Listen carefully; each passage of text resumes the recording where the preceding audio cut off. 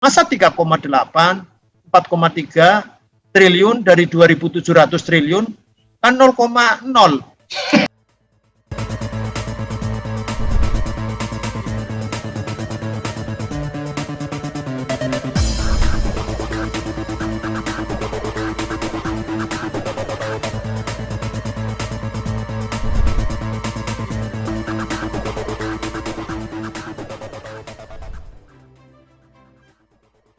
Kementerian Pariwisata itu kalau mau diakui, ya memang mau didorong menjadi penyelamat, maka bahkan mungkin kementerian ini menjadi size-nya diperbesar.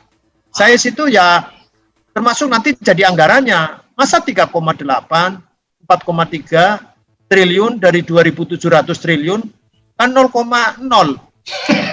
Iya, 0,0 dari APBN. 0,01 ya. Iya, 0,01 kok kemudian mau maju ini gimana? Yang nggak ada apa-apanya. Ekonomi kreatif dan pariwisata ini Pak cukup menarik dengan kondisi pandemi juga. Nah, bagaimana Pak dengan mitra kita dengan Kementerian Pariwisata dan Ekonomi Kreatif untuk kondisi pariwisata kan hampir lumpuh total khususnya di Bali ya Pak. Ini kalau tentang pariwisata dan ekonomi kreatif, saya ini mungkin ada banyak yang subjektif. Kenapa? Karena saya kebetulan 2019 itu jadi ketua Panja Undang-Undang Ekonomi Kreatif, Undang 24 2019 tentang ekonomi kreatif. Kenapa ada undang-undang itu? Itu kan ini kan prosesnya panjang. Ekonomi kreatif ini kan belum diakui sepenuhnya, tetapi sudah disediakan rumahnya. Rumahnya itu sejak Bu Mari LK Pangestu menjadi pariwisata dan ekonomi kreatif, kemudian hilang lagi, kemudian tahun 2015 muncul namanya Badan Ekonomi Kreatif. Badan Ekonomi Kreatif, kemudian 2016 sudah mengusulkan regulasinya supaya kokoh. Dan harapannya terlalu besar. Karena apa? Karena real tahun 2019 kemarin aja sebelum pandemi itu memang bahkan bisa nyalip kalau digabung ya, digabung antara pariwisata dan ekonomi kreatif itu digabung jadi satu bisa mengalahkan crude palm oil CPO. Devisa negara itu tadinya kan nomor 1 crude palm oil. Kemudian selanjutnya kan oil and gas, jadi minyak dan gas. Dan seterusnya baru kemudian nomor 4 atau nomor 5 pariwisata. Nah, tapi menjelang pandemi itu sempat nomor 1 kalau jadi satu. Pariwisata dan ekonomi kreatif jadi satu itu 44 miliar US dollar. 23 miliar US dollar itu ekonomi kreatif, 21 miliar US dollar itu pariwisata. Jadi memang lagi hebat-hebatnya ini pariwisata Indonesia. Sungguh pun tahun sebelumnya pada zaman Pak Arief Yahya itu kendalanya memang anggaran kita masih setengah hati. Jadi masih melihat bahwa ini hanya satu. Nah, namanya pariwisata. Nah, orang berwisata itu kan bukan kebutuhan pokok, nah gitu, bukan kebutuhan pokok. Padahal dari sisi ekonomi mestinya bukan masalah kebutuhan pokok atau tidak, tapi eranya sekarang ini Indonesia dan masyarakatnya itu sudah butuh, dia sudah stres itu dengan pekerjaan-pekerjaan yang ada dan seterusnya, sehingga orang itu rekreasi itu jadi kebutuhan, mendekati ya kalau misalnya tidak kuarter, tersier, sekunder mungkin, sudah masuk ke sekunder itu. Bukan primer mungkin ya, bukan primer, karena ada orang yang tidak usah berwisata pun hidup tenang juga ada. Tetapi ini kecenderungannya naik gitu. Dan itu kalau dilihat ininya, tren pertumbuhan ekonomi yang didorong oleh pariwisata dan ekonomi itu luar biasa. Tapi ketika ada pandemi, pariwisata itu nyungsep deklinasi yang luar biasa. Bukan 10%, 20%, 30%, sampai 50%, bukan. 80 sampai 90%. Luar biasa. Ini kan makanya betapa andaikan Mas Hendrik ini orang Bali, ini bisa dibayangkan mata pencaharian yang biasanya ini ininya pakai Bali ya. Ini ini luar biasa, ini sangat luar biasa ini. Jadi Tapi ya ini kan evaluasi ekonomi kita dan masyarakat kita ini kan tidak bisa kemudian hanya mengandalkan, ternyata dengan pandemi, pelajaran pandemi itu tidak bisa mengandalkan hanya satu sektor saja. Meskipun Bali yang luar biasa, jadi 20 juta yang ditargetkan oleh pemerintah tahun 2019 wisatawan mancanegara datang ke Indonesia itu hanya tercapai 16 juta. Dan 16 juta itu 9 jutanya ke Bali. 9 juta ke Bali berarti 7 juta dibagi seluruh Indonesia. Termasuk ke Medan, termasuk kemana-kemana itu. Ke Borobudur, ke yang kedua itu kan Jogja ya. Itu ke Jogja juga di kebagian sedikit. Jadi nggak bisa mengalahkan Bali. Gitu. Nah oleh karena ketika ada pandemi yang penerbangan nggak bisa, kemudian restoran juga, kemudian restoran yang dine-in ya, bukan yang take away. Kalau yang turun atau kemudian hotel, wah luar biasa, sampai merumahkan, sampai bahkan ada yang ya resign juga dan seterusnya, PHK banyak dan seterusnya, itu di sektor pariwisata. Oleh karenanya, ini yang subjektif itu, kebetulan pariwisata dan ekonomi kreatifnya jadi satu. Nah, ini jadi substitusi mestinya.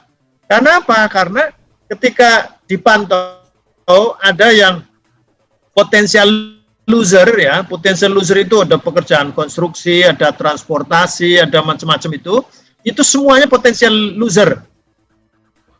Termasuk berwisata, itu potensial loser itu. Hotel dan sebagainya, perhotelan itu potensial loser semua. Tetapi ada potensial winner. Ada potensial winner itu ada kuliner ya, kemudian itu ternyata potensial winner. Tetapi bukan kuliner yang tadi dine in itu. Jadi bukan yang fashion juga, fashion itu stagnan dengan adanya pandemi ini stagnan, tetapi naik ketika delivery itu, jadi yang pakai ya? Pakai pengiriman itu, pesan lewat online. Memang yang laku bukan yang mahal-mahal, bukan misalnya kalau kita dengar di Pekalongan misalnya, udah pada jatuh, ya batik itu jatuh itu yang pemain-pemain besar, pengusaha-pengusaha besar yang menjual silk, sutra dan seterusnya, itu wassalam lah, pokoknya udah langsung nyungsep itu. Nah tapi ini keberkahannya itu home industry kecil itu pada naik, tetapi bukan karena mereka menjajakan di pinggir jalan atau di Setono atau di Tanah Abang atau apa, enggak, bukan, tetapi dari rumahnya anak-anak muda yang pakai gadget itu kemudian keluar. Iya, pakai online itu, sehingga bisa ada yang langsung Instagram, Facebook dan lain-lain. Ada juga yang ke Tokopedia, ke ke Bukalapak dan seterusnya yang dijualkan lewat mereka. Jadi mereka Shopee ya dan seterusnya. Jadi itu semua sekarang ini orang-orang Pekalongan. Sebagian juga sekarang sudah ke Jogja, apalagi Jogja lebih dulu ya mungkin. Tapi saya dengar kemarin soalnya dari batik Pekalongan itu luar biasa. Jadi ini semuanya adalah ekonomi kreatif. Bahkan sebelum pandemi K2F, jadi ekonomi kreatif kan sekarang ada 17 subsektor. Itu K2F, kuliner, kria, dan fashion. Itu tanpa intervensi pemerintah saja sudah hebat. Nah sekarang ketika pandemi, ternyata dia survive luar biasa, tetapi tadi harus difasilitasi dengan pelatihan atau kemudian dilingkan dengan itu marketplace atau market space gitu di online itu. Jadi sekali lagi kalau saya ini udahlah, apalagi sekarang ditutup lagi nih kan, Pak Presiden mengatakan ditutup semua, ada mall-mall ditutup destinasi wisata ditutup semua. Ini wassalam itu. Kasihan kan? Ada berapa kan dari kalau di total itu ada 19 juta ya seluruh Indonesia. Itu 19 juta itu ada di daerah destinasi wisata, itu sekitar 17 jutanya adalah pelaku ekonomi kreatif namanya. Jadi yang menjual souvenir, yang menjual makanan, yang juga pakaian dan sebagainya dan seterusnya, yang ada tulisannya, yang ada ini apa Borobudur apa seterusnya dan seterusnya. Nah, ini yang perlu diselamatkan dan ini yang perlu difasilitasi. Sayangnya memang undang-undang itu sudah jadi, Undang-Undang 24 2019 tentang ekonomi kreatif, tetapi ada dua problematika besar dari pelaku ekonomi kreatif. Pelaku ekonomi kreatif itu ada 211. Nah, itu yang saya sebut K2F itu yang favorit ya, yang semua orang bisa sampai di desa-desa ada. Tapi kan ada juga yang di kota, dan sekarang ini lagi naik daun. Sebetulnya bisa didorong, misalnya animasi. Animasi itu ternyata bukan hanya di kota loh. Sekarang ini ada animasi ngapak, ada apa segala macam, itu kan dari kampung itu. Betul. Nah, ini yang perlu didorong, ada 4 atau 5 subsektor lagi. Film juga, film itu juga enggak yang di apa namanya, film-film pendek yang hanya di YouTube atau apa yang luar biasa. Kemarin kan apa itu ya, yang dari Jogja itu luar biasa boomingnya, ya kayak gitu. Jadi ini yang harus didorong sehingga ekonomi kreatif ini menyelamatkan mestinya. Jadi kalau Pak Presiden mengatakan ini jadi nanti backbone, menjadi tulang punggung ekonomi Indonesia, menjadi prime mover ya, menjadi penggerak mula ekonomi Indonesia. Ini sebetulnya sekarang ini, ketika pandemi, ketika orang lagi kelabakan, nah ini kreatif. Karena memang ekonomi kreatif ini kan apa namanya, bedanya dengan hanya UMKM biasa adalah ada di nilai tambah, kreasi, karena kreasi nilai tambah, dan ditambah lagi satu nanti adalah hak kekayaan intelektual yang harus didampingi, karena banyak orang di kampung punya kreasi yang luar biasa, tetapi sayang tidak didampingi, tidak difasilitasi oleh pemerintah supaya mereka mendapatkan hak kekayaan intelektual, apakah hak cipta, hak paten. Hak cipta itu kan sebetulnya nggak perlu diurus, tapi mestinya kan dia dapat dong sertifikatnya, nggak perlu diurus. Misalnya lagu itu siapa yang merilis pertama, itulah yang punya hak cipta. Tapi mana ada orang tahu, sehingga karena nggak tahu, akhirnya lagu yang sangat bagus di Indonesia tiba-tiba jadi backsoundnya apa serial di Malaysia, dan kita nggak bisa apa-apa karena nggak punya hak ciptanya. Ini kan, atau apalagi sampai paten, sampai apa segala macam, luar biasa. Kalau paten yang misalnya sudah teknologi ya, desain itu kan termasuk juga ekonomi kreatif, meskipun teknologi misalnya permesinan itu mungkin bukan masuk ekonomi kreatif, tetapi desainnya itu termasuk ekonomi kreatif. Dan ini pelakunya luar biasa. Dan mungkin pernah viral, ada orang anak muda dari dari Salatiga yang mensuplai desain apa namanya, mesin pertanian, mesin apa banyak di Amerika. Itu coba sekarang ini dia sudah punya sekitar 18 apa namanya, inovasi yang siap untuk dipatenkan. Tetapi ketika saya tanya, apa butuh ini pendampingan, Mas Arfian, Mas? Enggak Pak, saya patenkan di luar aja dulu, gitu katanya. Nah kenapa? Dipatenkan di luar itu hanya butuh waktu sekitar, pokoknya lebih pendek jauh lah gitu. Kalau di sini itu 2 tahun belum tentu jadi Pak, katanya begitu. Kalau di sana ukurannya bulan atau berapa minggu gitu, berapa pekan. Jadi ada inovasi yang itu, waduh, sekarang ini, nah, sebut saja saya menyebut karena itu real, sudah ada, sudah saya lihat misalnya, itu teknologi yang sangat maju dan sebagainya, di luar juga sudah jadi kebanggaan, dan di sini menjadi barang mahal karena harganya miliaran. Dia bisa bikin tidak ada harganya 1/10-nya. Kalau di sana 1,9 misalnya, dia jual 190 juta, 1,9 miliar.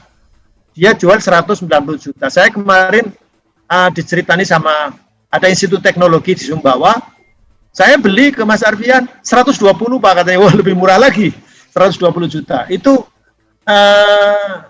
apa namanya, CNC apa namanya, CNC itu computer numeric control ya. CNC itu kan bisa ditaruh di mesin bor, mesin freeze, mesin milling, mesin scrap dan seterusnya itu. Nah, itu dia bikin sendiri, dia bikin modifikasi dan dia bisa bikin sendiri. Ini anak Indonesia, bukan insinyur, bukan apa, karena dia daftar ke perguruan tinggi jurusannya nggak sesuai, terus nggak diterima, katanya kamu jurusannya mesin saja gitu, dia maunya listrik. Karena kenapa jurusan mesin? Karena dia STM jurusannya listrik, jurusannya mesin. Dia jurusannya mesin, sehingga perguruan tingginya hanya mau menerima kalau dia masuk ke jurusannya mesin, teknik mesin. Kalau mesin saya sudah paham Pak, nggak usah belajar, saya mau belajarnya listrik. Nggak bisa katanya. Nah, karena nggak bisa, nggak diterima. Karena nggak diterima ya sudah, tidak diterima, tapi dia tetap berkarya. Itu dia sekarang bisa merekrut anak-anak yang punya inovasi tinggi. Anaknya itu semua anak kreatif, itu 60 anak, dan nggak ada istilah. Kalau mesinnya itu, ini nggak ada pandemi, nggak ada apa. Pandemi itu mesinnya tetap jalan, namanya CNC. Kan dioperatorkan, ya kan pakai ini saja, sudah datang anaknya, kemudian dioperasikan, sudah selesai. Ya kerja, apa namanya, terus menerus. Nah ini, yang begini-begini ini kan, ini kita ternyata punya banyak, dan ini bukan ecek-ecek ya. Dia pernah bersaing dengan orang lain, PhD dari Jerman, dari Eropa, dari apa segala macam. Dia juara pernah salah satu event, meskipun salah satu event toh ya. Tetapi ini kan tanda bahwa ini ilmu itu, ini hak segala bangsa. Ilmu itu semua orang bisa, dan inovasi ini ternyata kita punya kreativitas. Ya, Jepang saja itu terkenal tukang kopi. Faktanya Jepang jadi orang luar biasa. Cina tukang niru. Tapi sekarang jadi luar biasa. Jadi ya itu, kita nggak usah terlalu kadang-kadang minder karena itu hanya niru nggak apa-apa. Ya itu tadi, niru adalah hak segala bangsa. Maka jadi budaya niru, asal ada modifikasi sedikit kan beda udah. Ya masa orang Korea kan terlambat ya bikin otomotif. Ya, akhirnya dia niru Honda, tetapi kemudian di italik menjadi Hyundai. Itu sekarang di Saudi misalnya, atau di negara-negara Eropa, Honda jumlahnya lebih sedikit atau mungkin sama dengan Hyundai. Hyundai itu sekarang ada modifikasi macam-macam, yang grillnya banyak, yang juga itu kalau produk Eropa produk Korea mah ecek-ecek apa segala macam. Sekarang nggak bisa. Saya nyebut merek ya, nyebut merek. Cuma maksud saya negaranya ya. Ini sekarang kita faktanya ya, itu merek misalnya Nokia, ada dulu yang orang-orang seperti kita Motorola apa segala macam. Mana Samsung. Coba? Iya, Motorola, Nokia itu kan sudah nggak ada tuh. Itu sudah masa lalu, padahal itu kemarin ketika ada mobile phone baru pertama kali masuk, itu kan jagoannya, itu luar biasa. Dan negara-negara besar, bukan negara-negara yang secara teknologi itu ecek-ecek, enggak, high teknologi ya. Nah, kalah sama Korea Selatan yang merdekanya bareng dengan Indonesia. Ya kan, merdekanya tahun 1945, sama dengan kita. Kita ini kadang-kadang minder ini karena dijajah terlalu lama, sehingga nah itu saya kira dari situ, maka saya kira udahlah, Kementerian Pariwisata dan Ekonomi Kreatif heavy-nya jangan tourism heavy, jangan hanya pariwisata. Nanti kalau pariwisata sudah hebat, ini ada 10 destinasi wisata prioritas, kemudian menjadi 5 destinasi prioritas, triliunan anggaran digelontorkan ke sana, belum jadi, kemudian kena pandemi, nah ini ditutup semua. Nah akhirnya dibuka sekarang, new normal apa segala macam. Sekarang ditutup lagi, sekarang sudah ditutup lagi.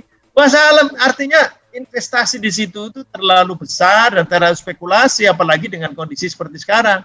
Sudah jelas-jelas potensi kita itu dikreasi, kreativitas kita itu masa kita malah anak-anak, dan kreativitas itu rata-rata dimiliki oleh anak muda, makanya jangan bertengkar dengan anak muda ini, makanya ada rektor bertengkar dengan mahasiswanya, aduh gawat, ini sudah berhenti, udah, jadi ini kan masalah begitu, udah datang, ngajak ngomong, ngajak makan, apa segala macam gitu, gak usah pakai surat heboh begini rupa, wah malah akhirnya rektornya digugat ininya, apa namanya, status dia, apa segala, waduh, wah ini berkepanjangan, udah diajak ngobrol, karena anak muda itu aset, jadi jangan lihat, apa, Soekarno itu hebat itu kan ketika muda, ketika tua dia harus diculik dulu sama Subarjo kan, kalau nggak diculik nggak merdeka itu, karena Soekarno udah tua. Soekarno hebat itu ketika berdebat begitu rupa itu kan usianya 23, 25, 27 itu udah. Dan ketika tua itu paling bisa pidato gitu loh. Kalau nggak diculik ya kita nggak merdeka. Yang nyulik anak-anak muda kan. Nah tapi yang nyulik tidak hebat. Waduh ini sayang. Sejarah kita ini kadang-kadang begitu. Yang hebat yang memproklamasikan saja. Padahal kalau nggak diculik ya nggak merdeka. Itu makanya hati-hati dengan anak muda dan jangan dimusuhi atau jangan kemudian berseberangan, jangan ini akhirnya nanti hancur, nanti meledak begitu rupa. Dikelola, siapa yang bisa mengelola anak muda dengan baik, negara itu menjadi maju. Makanya Singapura nggak ada pegawainya atau pejabatnya yang orang tua, kecuali orang tuanya jadi penasehat, misalnya Lee Kuan Yew, itu kan jadi simbol begitu rupa.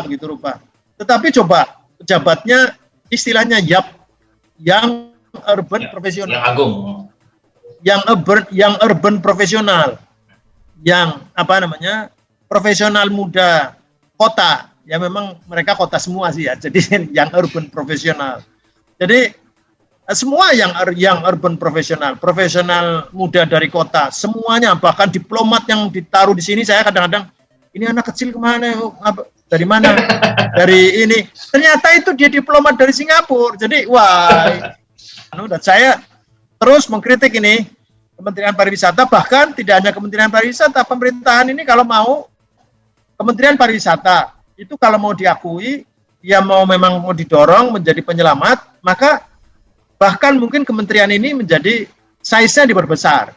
Size itu ya termasuk nanti jadi anggarannya, masa 3,8, 4,3 triliun dari 2.700 triliun, kan 0,0. Iya 0,0 dari APBN. 0,01 ya. Iya 0,01 kok kemudian mau maju ini gimana? Ya nggak ada apa-apanya. Ya nih kalau mau ya terus urusan tadi kan saya sebut urusan kayak pendidikan itu kan urusan wajib. Nah urus pertanian boleh pilihan karena tidak semua kabupaten kota ada lahan pertaniannya. Kehutanan bolehlah pilihan, namanya urusan pilihan namanya. Karena tidak semua kabupaten kota ada hutannya.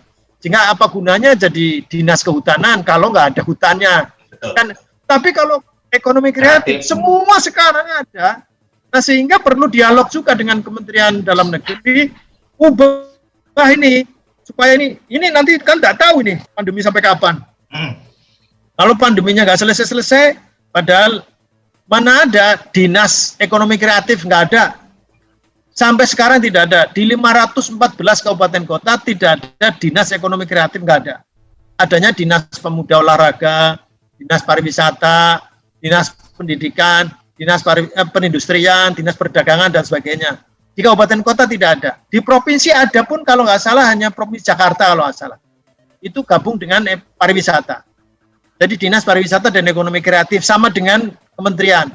Tapi di provinsi tidak seluruhnya juga. Jadi ketika kita tanya, Pak fungsinya ada Pak, tapi memang lembaganya tidak ada. Fungsinya ada di mana? Kita titipkan di Menpora, namanya Porapar, Pemuda Olahraga dan Pariwisata. Kan nggak ada ekonomi kreatifnya Pak. Ada nanti di sub bidang. Aduh, bukan hanya bidang tapi sub bidang, artinya nggak serius.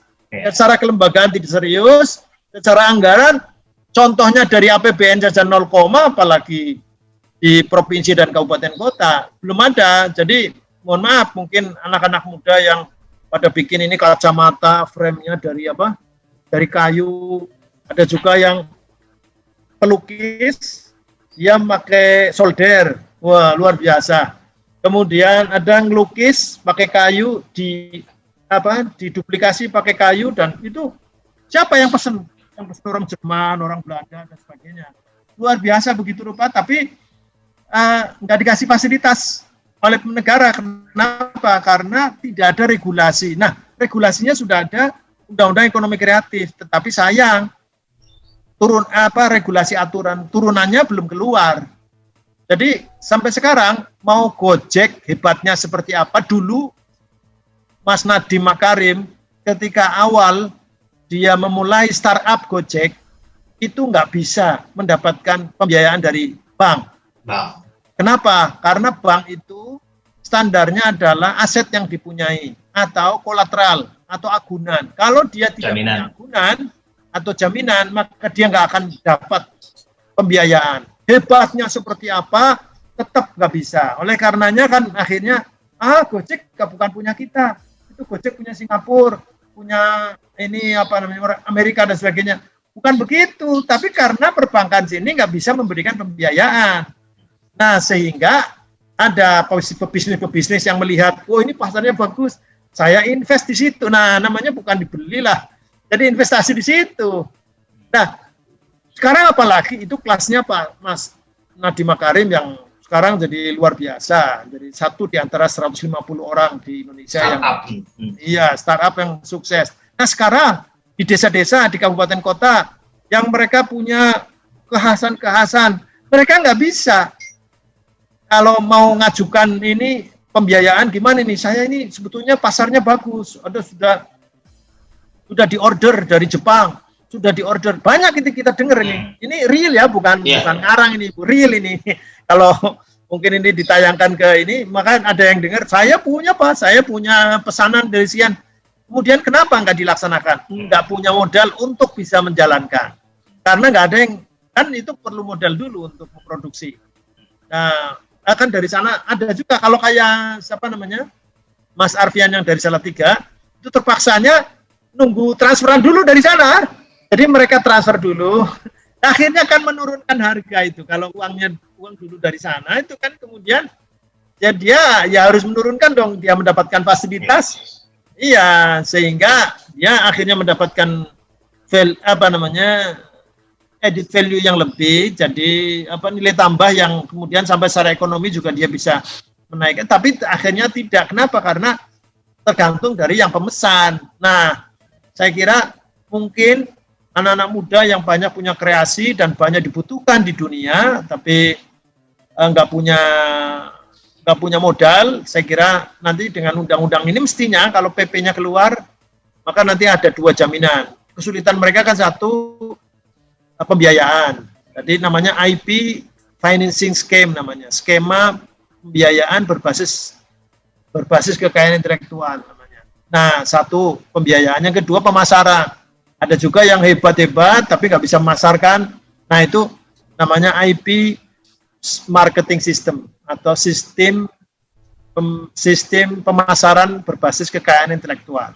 Tentu berarti kekayaan intelektualnya harus juga didampingi, karena anak kreatif tidak semuanya tekun ngurus paten, ngurus izin gitu. Jadi makanya perlu ada hadir nih negara, maksudnya lewat pemerintah, dalam hal ini Kementerian Pariwisata dan Ekonomi.